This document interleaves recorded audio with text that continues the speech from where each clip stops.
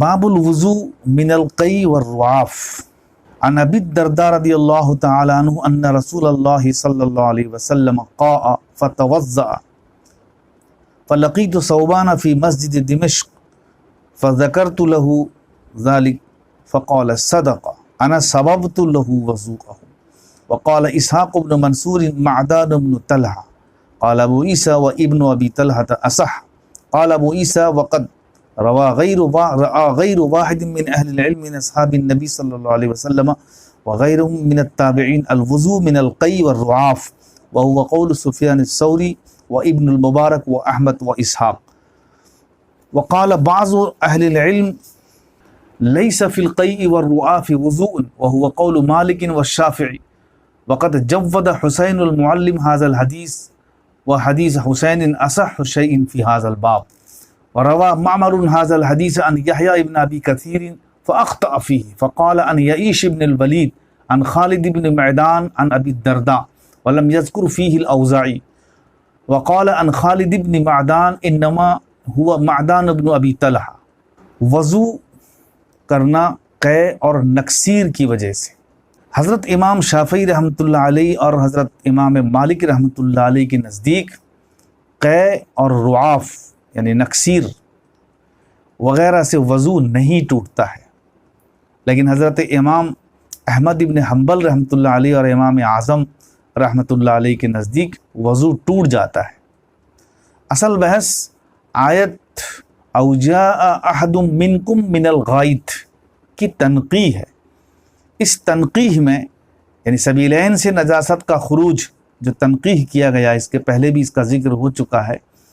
اس تنقیح میں امام احمد رحمۃ اللہ علیہ بھی ہیں، مگر یہاں امام احمد اور امام اعظم امام احمد رحمۃ اللہ علیہ ساتھ میں ہو گئے ہیں امام اعظم رحمۃ اللہ علیہ کے، کیونکہ باب کی حدیث شریف کا کچھ ایسے ہی تقاضا ہے جس کی وجہ سے امام احمد ابن حنبل رحمۃ اللہ علیہ نے معیت اختیار کی ہے مسلک اور مذہب میں امام اعظم رحمۃ اللہ علیہ کی۔ اس حدیث شریف کو حدیث اشاری کہا جاتا ہے کیونکہ اس کی سند میں 10 راوی ہیں۔ صحاح ستہ میں اتنی لمبی سند والی حدیث بہت کم ہے۔ حاصل کلام اس حدیث شریف کا یہ ہوتا ہے کہ قے کی وجہ سے وضو ٹوٹ گیا اور آپ صلی اللہ علیہ وسلم نے وضو فرمایا۔ ممکن ہے کہ پہلے سے وضو نہیں تھا، اب قے ہوئی، پھر آپ نے وضو فرمایا۔ یہ بھی ممکن ہے کہ پہلے سے وضو تھا مگر جب قے ہوئی تو نظافت کے طور پر آپ نے وضو فرمایا ہے۔ الغرض فعل سے وجوب ثابت نہیں ہوتا ہے، اس لیے کہ اس کے پہلے بھی عرض کیا جا چکا ہے کہ حکایات الافعال معرضۃ جو ہے احتمال، افعال میں بہت ساری حکمتیں پوشیدہ ہوتی ہیں اور افعال میں بہت ساری چیزیں ایسی مضمر ہوتی ہیں کہ جس میں اعذار کی پہلو جو ہے زیادہ نمایاں ہوتی ہے، تو احتمالات کثیرہ کا اس میں زیادہ امکان ہوتا ہے، تو اس لیے یہ کہا جائے گا کہ یہ صرف فعل ہے کہ جس کو حضرت امام شافعی رحمۃ اللہ علیہ اور امام مالک رحمۃ اللہ علیہ نے اخذ کیا ہے۔ تو حضرت امام شافعی اور امام مالک رحمۃ اللہ علیہ کے نزدیک ایک دلیل اور بھی ہے کہ ابو داؤد شریف میں ایک روایت ہے کہ 2 صحابی کو حضور صلی اللہ علیہ وسلم نے پہرہ داری کے لیے مقرر فرمایا کسی غزوے کے لیے، ان میں سے ایک صحابی نماز میں مشغول ہو گئے اور دوسرے صحابی سو گئے، اور نماز کے دوران صحابی کو تیر لگی اور خون بہنے لگا فوارہ، پھر بھی وہ نماز میں رہے، دوسری تیر لگی پھر بھی وہ نماز میں رہے، پھر اس کے بعد انہوں نے نیت توڑ دی اور اپنے ساتھی کو بیدار کیا۔ اگر خون کا نکلنا ناقض وضو ہوتا تو ان صحابی نے نماز کی نیت کیوں نہیں توڑی، اور اس سے پتہ چلا کہ خون کے نکلنے سے وضو نہیں ٹوٹتا ہے۔ اس کا الزامی جواب ہم یہ دے سکتے ہیں کہ ٹھیک ہے، اگر خون کے نکلنے سے وضو نہیں ٹوٹا تو خون یعنی دم مسفوح یہ تو ناپاک ہے، کپڑا تر ہو گیا، کپڑے میں لگ گیا، پھر بھی وہ نماز کیسے پڑھتے رہے؟ یہ الزامی جواب.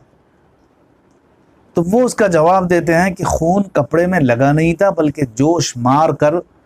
فوارے کی شکل میں دور جا پڑا تھا. مگر یہ جواب صحیح نہیں، کیونکہ روایت میں یہ بھی آتا ہے فلما رآ ما بہ من الدماء، جمع کا لفظ آیا ہے، اس لیے ان کا صحیح جواب یہ ہے کہ یہ عشق اور محبت کے احوال ہیں. یہ سب جواب ایسے ہی دیے گئے ہیں، لیکن صحیح جواب یہ ہے کہ یہ عشق اور محبت سے اس کا تعلق ہے.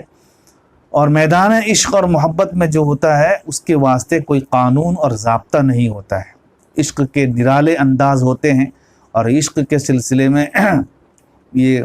روایت محمول ہے، اس سے مسائل کا استنباط نہیں کیا جائے گا. لہٰذا ہمارا بھی یہی جواب ہوگا کہ یہ عشق اور محبت کے احوال ہیں، غایت عشق کی بنا پر ان کو پتہ نہیں.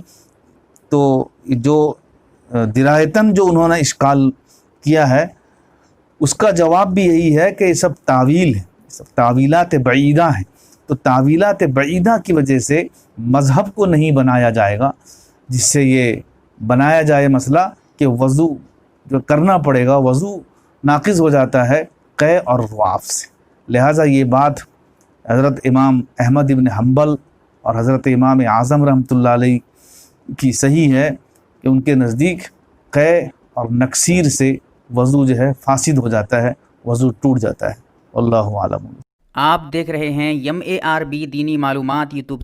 چینل کو سبسکرائب کریں، ویڈیو کو لائک اور شیئر کریں. فیس بک، ٹویٹر، انسٹاگرام اور ٹیلی گرام پر آپ ہمیں فالو کر سکتے ہیں. ہماری ویڈیوز آپ اپنے چینل پر ڈال سکتے ہیں. ہماری طرف سے اجازت ہے. ہمارے ساتھ واٹس ایپ پر جڑنے کے لیے آپ اپنے واٹس ایپ سے اپنا نام اور فل ایڈریس کے ساتھ ایڈ لکھ کر ہمارے واٹس ایپ نمبر 8908939343 کو میسج کریں. اور ہمارا کام پسند آئے تو گوگل پے، فون پے یا بینک اکاؤنٹ